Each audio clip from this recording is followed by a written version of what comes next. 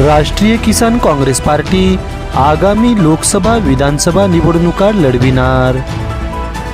राष्ट्रीय किसान काँग्रेस पार्टीचे राष्ट्रीय अध्यक्ष VM जाधव यांची बरकत कॉम्प्लेक्स येथे माहिती।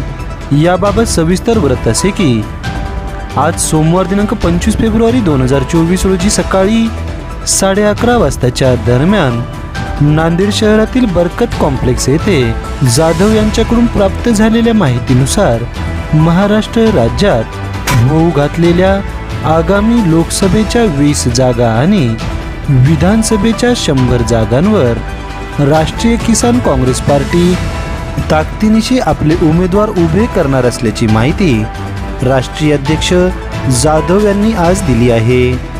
तसेच ते पुढे म्हणाले की महाराष्ट्रातील बेरोजगार युवकांचा अजेंडा घेत निवडणुकीला सामोरे जाणार असल्याचे राष्ट्रीय किसान काँग्रेस पार्टीचे राष्ट्रीय अध्यक्ष VM जाधव यांनी आपल्या प्रतिक्रियेद्वारे नांदेड शहरातील बरकत कॉम्प्लेक्स येथे आज स्पष्ट केले आहे।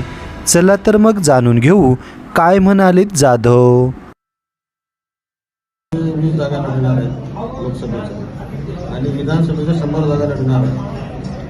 काय रणनीती काय आहे, काय कोणता अजेंडा असेल आपला? महाराष्ट्र बेरोजगार अभियान आम्ही चाललेलं आहे। कोणत्याही सरकारनं आतापर्यंत काही कोणतंही काम केलं नाही, म्हणून या वेळेचा लोकसभा आणि विधानसभेचा निर्णय घेतला। मतदारसंघामध्ये काय म्हणते त्यामध्ये महाराष्ट्रामध्ये नांदेडमधून आहेतच, मुंबई, पुणे, नाशिक, सांगली, सातारा, कोल्हापूर, यवतमाळ, नागपूर। पूर्ण पक्षाची आपली काही आघाडीच्या बाबतीत चर्चा चालू आहे का? अजून तर आघाडीच्या संदर्भात बोलणी चालू आहे आमची। इतर पक्षाचे लोक भेटीगाठी करायला समिती पर्यंत होऊन जाईल।